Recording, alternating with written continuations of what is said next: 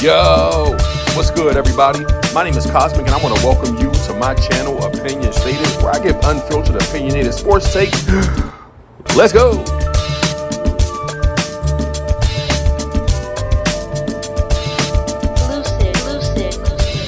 Yo, what's good, everybody? My name is Cosmic. I want to welcome you back to my channel, Opinion Stated. Man, I have a phenomenal episode for you today. A few that I'm working on just to get out so I, can have content for those of you who love to consume this kind of content. On that note, if you haven't done so already, please click like on this video so that it helps us cruise along Algorithm Avenue and get into the presence of those who, just like yourself, are looking for this kind of content. Also, if you haven't done so, subscribe to the channel and click the notification bell to be notified as to when my newest content is uploaded. Man, diving right into this one and not delaying. Today's episode is going to be entitled Bronny James Up the Play. So this particular episode is inspired by a podcast, I suppose so, clip that I found from one Bill Mahr, and he did a sit down with Stephen A. Smith on Club Random, and they had a conversation. Candidly, I imagine, or a portion of the conversation that they had involved one Bronny James. Stephen A. has been very outspoken of late, regarding Bronny James and this whole nepotism angle and how he's in opposition, to it, and for the reasons that he's in opposition to it, which I still offer and will offer a lot of pushback, because of, I just feel like if you're going to keep it real, man, you got to keep it real. You can't teeter the line. You know what I'm saying? So without giving, too much of my input, I want to get into this video clip from Club Random with Bill Mahr and Stephen A. Smith. Man, get a load of this. I guess this is, because I live in LA and I see this sort of world of Nepo babies and trust fund kids when you're out. Right. That they work. I loved your new rules on Nepo babies, by the way. That was fantastic. That's because that was about sports. Your pound on that one. That was special. That was nice. Thank you. You did a great job on that. I love that one. Yeah. That started here in a conversation with Bob Costas. And Bronny James is the one who fucked it up. Yeah. Because the point of it, for people who didn't see it, is that sports, the last place where you can have trust that it's not Nepo babies. Like everything else, even modeling now, Nepo babies. But certainly politics always was. Show business is rife with them. Everything is Nepo babies except sports. You could always count on the fact that the best... The 600 players in the NBA were the best in the world, not just in America. And Bronny James is not one of the 600 best players. Let me first of all, I agree with you. Let me tell you what the real problem was with the whole Bronny James things. I'm going to stop right there. Because, again, before Steve, old Steve, goes in with his bullshit, I want to address what Bill Mahr said, because Bill Mahr is keeping it real. And Bill Mahr is not hating. He is literally just expressing kind of how it's always been and, how that relates to what we're presently being force-fed with the entire Bronny James situation, right? And so as he stated, in Bill Maher's own words, sports was at one place that, man, you knew because of the meritocracy of sports. And again, you playing against, he says 600, 450, or close to 500 or so, potential players in the NBA every single season. Man, there is no space for nepotism, to rear its head, or hasn't been, because you have to be one of these elite, best in the world, as players from the NBA and those, who are affiliated with the NBA will tout, best basketball players in the world. Man, you got to be one of them in order to get one of these contracts or to be sitting on the bench. Even 12 man in a lot of these situations and scenarios, if you follow college sports, you can say, man, Christian Coloco was blah, blah, blah. You know what I mean? In college. He averaged this, he averaged that. I don't know his stats. I wasn't a fan, but I'm just using Christian Coloco as an example here. So at some level, those who make it and have made it into professional sports were one of them ones on some level, be it high school, college, etc., to get them to the pros. And so you don't expect to have this kind of a nepotism favor being given out, you know what I mean, or nepotism privilege being handed out to the son or daughter of a former professional, present professional athlete, in LeBron James's case, because it's just like, what the fuck are we doing here? You know what I mean? So that's what Bill Maher was speaking to. And again, Stephen A. Smith, again, has been very outspoken in recent weeks, especially, with regards to what he feels like is the problem with the whole Bronny James situation, which I'll let him further go in and explain, and then I'll shoot this silly shit down, you know what I mean, once again, as I have done. So let's get back into it.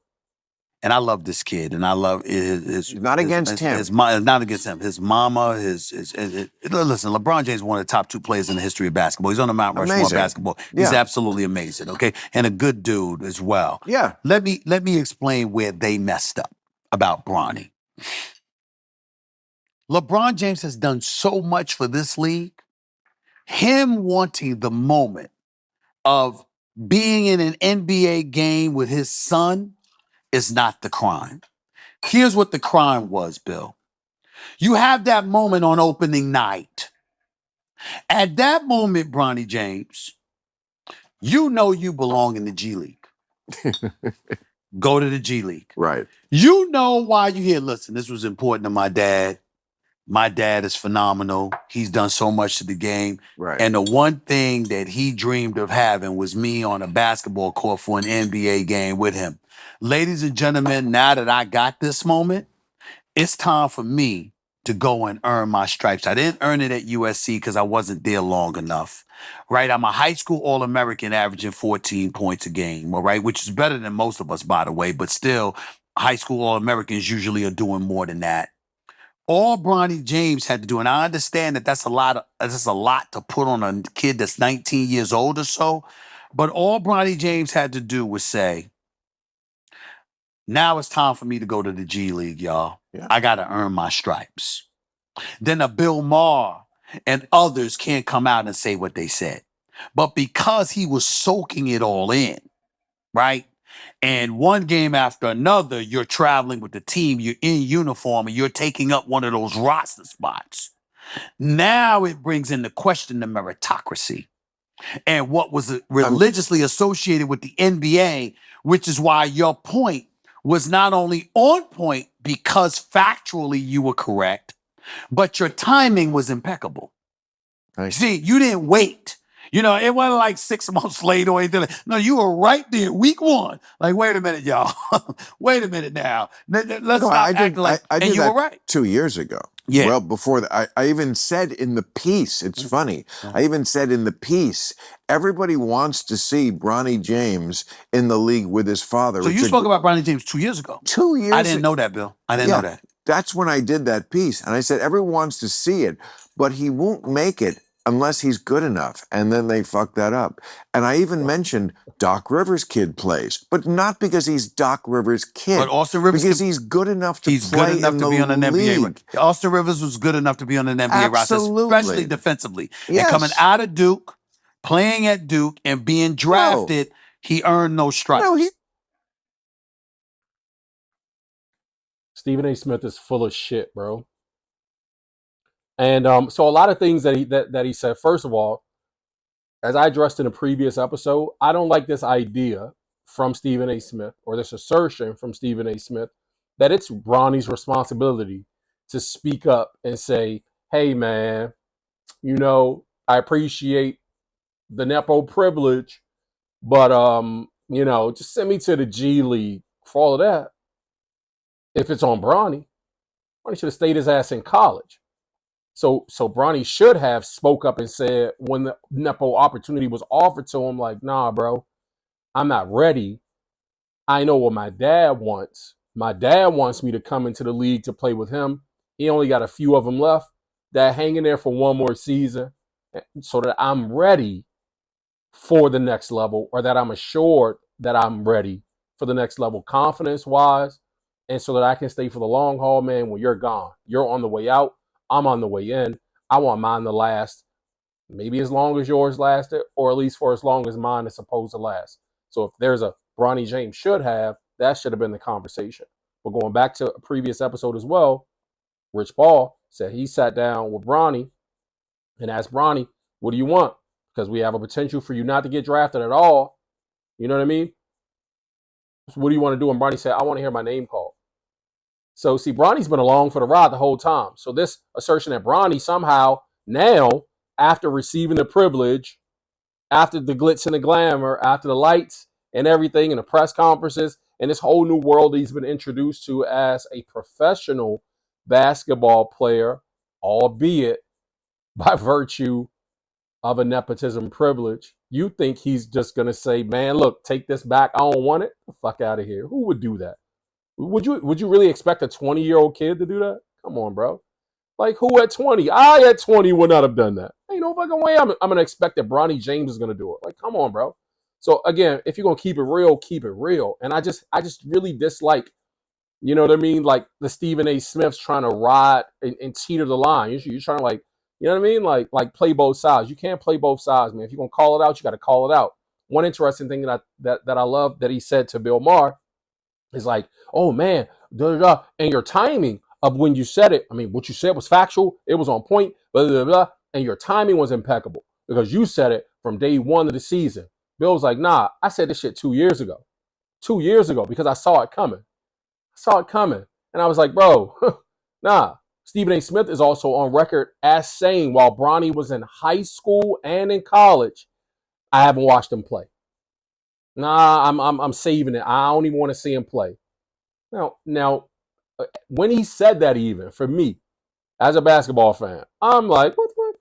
If that kid, you're right there in LA where this kid is playing at, and if that kid was the motherfucking shit, you would have showed up to his games to be sitting there to watch him if he was a phenom. But that was like a cop out back then. And he continued to ride this wave of cop out, even supporting the nepotism favor being given to Bronny, that privilege being extended to Bronny, like it was all good. And now all of a sudden of late, he's had a problem with it. I don't like that. I don't like that fake shit. It's weird, bro. It's weird. It's weird. Keep it real. If you're going to keep it real, keep it real. And we're only keeping it real, not because Bronny's a bad person, or not because we want ill for Bronny or want him, not to succeed, but we're just calling out what we see as sports fans. This is the nature of a sports fan. Why people are acting like this is new is weird. Why people are acting like this behavior from sports fans is somehow some new behavior that's only specific to Bronny because he's LeBron's son is weird, bro. He's LeBron James Jr. Sure. His dad is LeBron James Sr. Sure. But I wouldn't care if it was Alonzo Mourning Jr. If he's not ready, he's not ready. He's not ready. So anyway, I wanted to share that, share that clip, and then to offer that commentary, man. Stephen A. Smith, get your shit together. You're getting close. You know what I mean? I don't think it takes that much work or that much effort, you know what I mean, to keep it real. I came to respect you as a journalist, you know what I mean, when you first arrived on the scene because of what seemed like, this wavering desire to just keep it real. You know what I mean? You injected some real into the space of media, and bro, you have you have gotten so far away from who Stephen A. Smith used to be that it's not palatable, bro. You're not real. You're not keeping it real, and I don't like it. As a fan of sports media and sports journalism, I don't like it. I don't like it, bro. Tighten up. So anyway, that was that clip again from Club Random with Bill Mahr.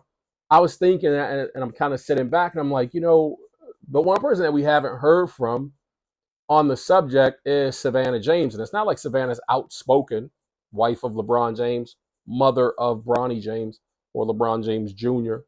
As I said, I'm going to refer to him as. I feel like they're trying to hide behind the nickname of Bronny and not tarnish the Googleable LeBron James Jr. But that notwithstanding, I thought it was really interesting. You know what I mean? Like I said, it's not that she's incredibly outspoken in the media, but I just found it interesting that we haven't heard anything from her. I know she has her own podcast and she has, this space that she's carved out for herself as a philanthropist, and you know what I mean, now as a podcaster, and among the other very important role of just being a mom and a caretaker and a person who holds down the fort on the home front while LeBron has traveled for many years and dedicated his life to the game of basketball full time, right?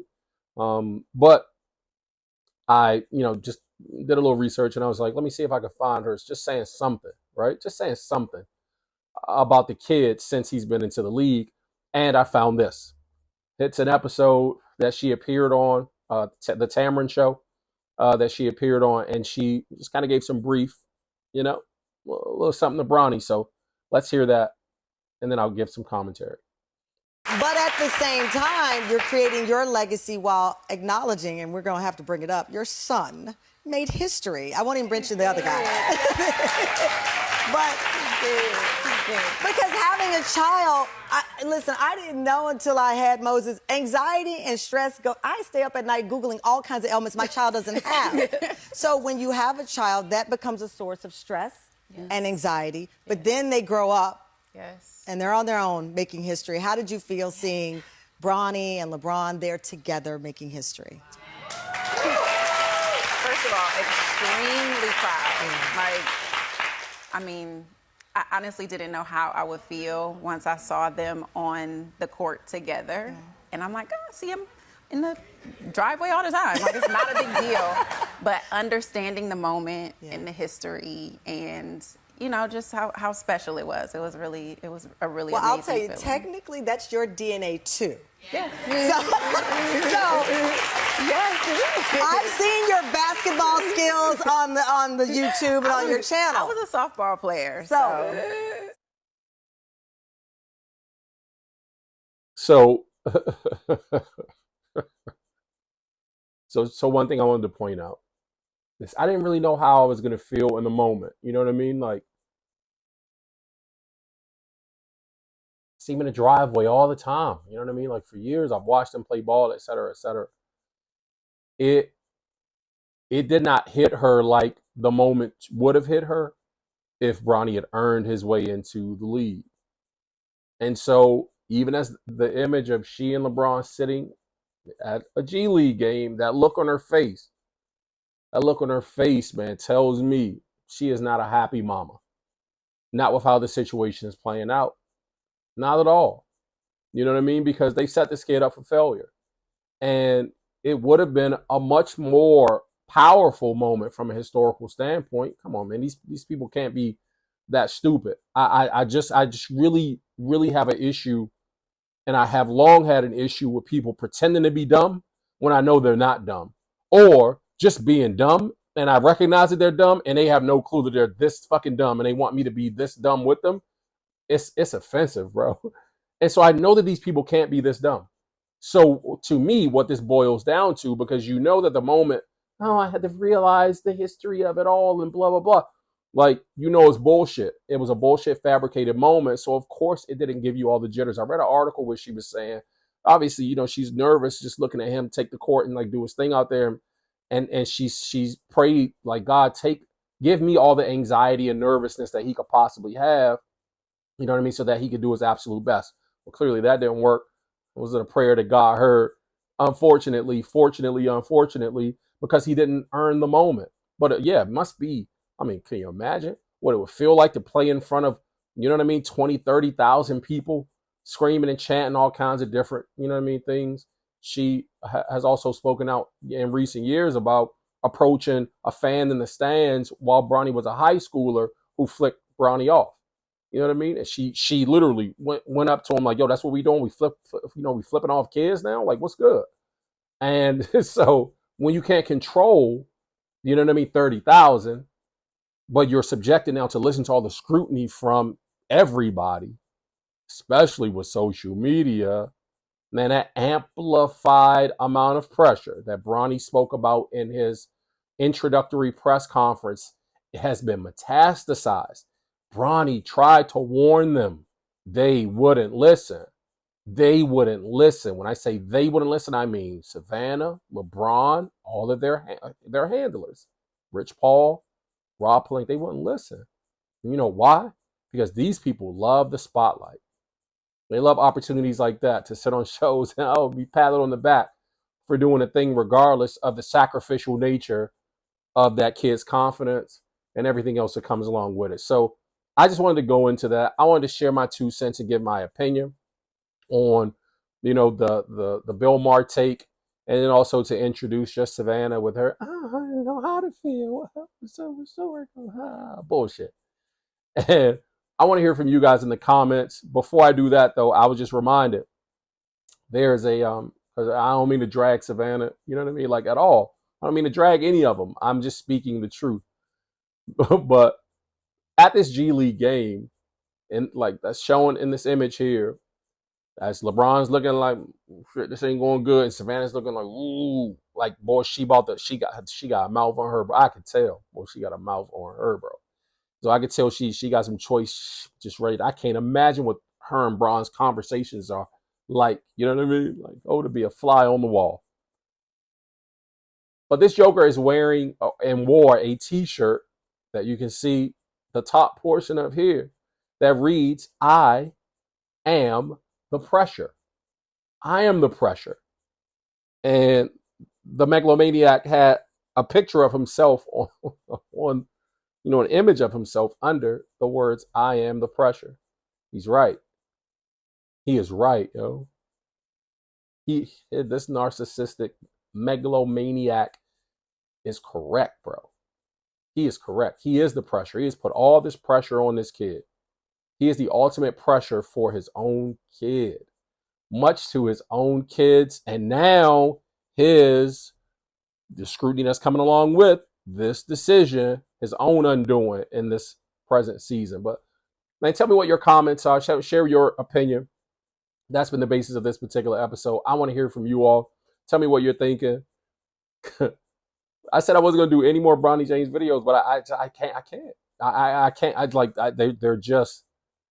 It's not just him, but it's the bullshit from the media. I want to see the mainstream media. I want to see them completely turn the page and start talking truthfully. You know what I'm saying? And when they do that, I'll put down my or I'll destroy my Bronny soapbox. Until then, I'm going to keep producing episodes. Speaking of episodes, I'll catch you guys in the next one. Subscribe to the channel if you haven't already.